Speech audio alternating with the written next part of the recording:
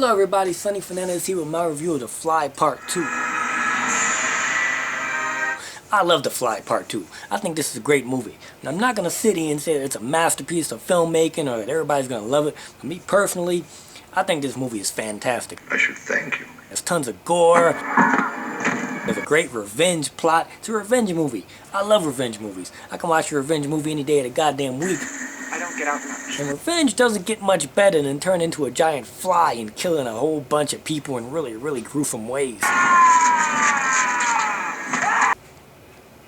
my god. The first one, now that's a goddamn masterpiece of filmmaking. The first David Cronenberg Fly remake is in my top 5 favorite horror movies of all time. I think Jeff Goldblum should have got an Oscar for that movie. I think that's the kind of movie they need to show in film school. That movie is just incredible.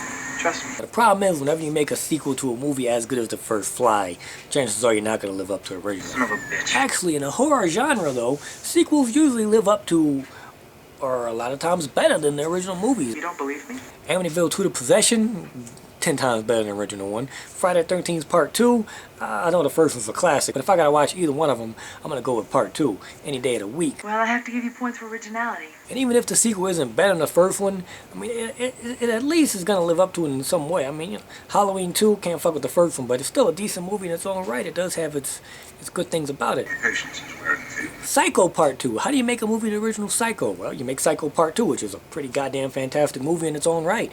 Texas Chainsaw Massacre 2. Completely different off-the-wall kind of shit, but it's still pretty goddamn genius. The Evil Dead Part 2. Again, you know, completely different movie, but I mean, I think it more than lives up to, or at least, you know, does the original justice. And I think this is the same thing. It's not nearly as good as the first one, but you're not gonna fuck with the first one.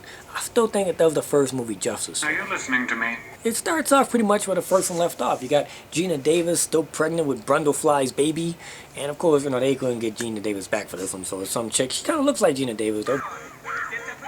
She gives birth to Brundlefly Jr. What the fuck is that? I hate squirmy shit movies. The maggot scene in the original The Fly is one of the most traumatizing things. I hate when you hold on to something that's squirming around. That shit just grosses me the fuck out. Look at that shit. Oh, it's alright. It's just a perfectly natural, healthy baby boy. Not really. Well, for one thing, Brundlefly Jr. grows 10 times the faster rate of a normal kid. And he's a genius.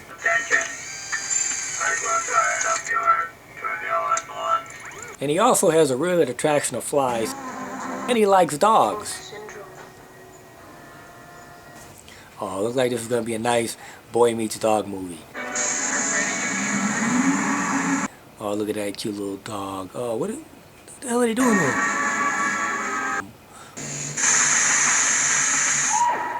Motherfucker! When he grows up, he's going to turn into Eric Stoltz. Eric Stoltz? Stoltz? I don't know how the fuck you say his last name. I never knew. Mask. The kid from Mask. There you go. The kid who got kicked out of Back to the Future so he could be replaced by Michael J. Fox. There you go. That's who plays him. Eric Stoltz. And he ends up hooking with Princess Vespa from Spaceballs. They get a little ooh-la-la going thing here. And then Eric Stoltz finds his dog. I love animals. I'm an animal lover. I love dogs. This movie fucked me up. Now, when I was a kid, this scene used to make me cry every goddamn time. I used to bawl like a fucking baby when this scene came up. I mean, can you blame me? Love animals. This is pretty rough. But I don't cry anymore. You know, I'm a grown man now. That shit ain't gonna make me cry. You know?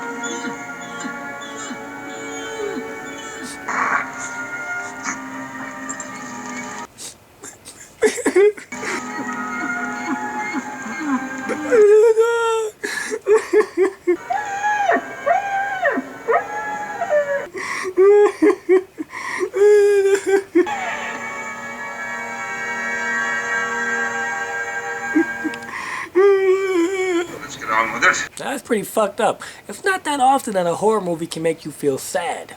That's very rare. No, thank you. Kudos to The Fly too for actually having some real hard sadness in it. You know, most of the time in horror movies, you don't give a fuck if people, you don't care what happens. It might shock you, but it's not gonna make you cry.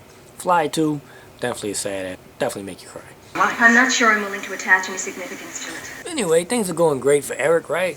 He's got his girlfriend, he's got his cool new crib, but But then he starts flying out. The special effects in this movie are great. I mean, they're really gooey, they're really gory, they're really gross. They're all like, you know, they're just disgusting. I love it. I love it to death. Once he starts flying out, you know, he finds out, of course, everybody's been waiting for this to happen the whole time. Everybody's been lying to him, pisses him off a lot. It could be anywhere. At this point in the movie, Eric Eric is a superhero. He can jump high, he's got super strength, he's just a badass. The problem is, you know, he's turning real ugly. You know, Princess Vespa don't like that too much. You need your medication. We have to get you back. There is no medication for what I have. So they set out to find out what's going on. And who do they get to talk to? Striking family resemblance. The great John Getz, who has a cameo in this. He damn near steals the whole movie away. Dissolved my hand and my foot with fly vomit. I had no love for the man. It's a hilarious little moment. Even though that beard looks fake as hell. I mean, let's face it, that beard is... They could have did a little better job on the beard. Well, but still, I mean, it's a great little moment. I had to give it up. It cost me an arm and a leg. And finally, he wraps himself in a cocoon, and then motherfucker, it is on like Donkey Kong. The final 20 minutes of this movie has some just fantastic gore shit. An absolutely fantastic monster. One of my favorite moments of the film right there.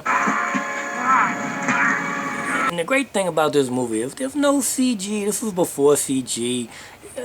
Nowadays they just CG this whole damn monster to be terrible. This is actual practical effects. Of course, I'm a huge fan of practical effects. I understand if you're gonna make the Lord of the Rings, you gotta use CG, but there are times when you simply don't need to use it. At least use it to enhance your monster. This is old school all the way, and this monster is a fantastic monster. It's just great watching a movie that just doesn't rely on CG, looks real, the monster's actually there, it's actually interacting with stuff. They had to get creative to make him look alive. You don't get much better than that. And then this is probably one of the greatest head crushers ever put on film. Holy fuck! Oh, motherfuckers, I got crushed! God damn! He does try our patience. The Fly 2, what can you say? I mean, I love this movie to death. It's just it's a guilty pleasure of mine. Like, I watch this movie any day of the week. I just think it's really fun. It's got some great performances in it. It's a fantastic monster, and that gore never gets old.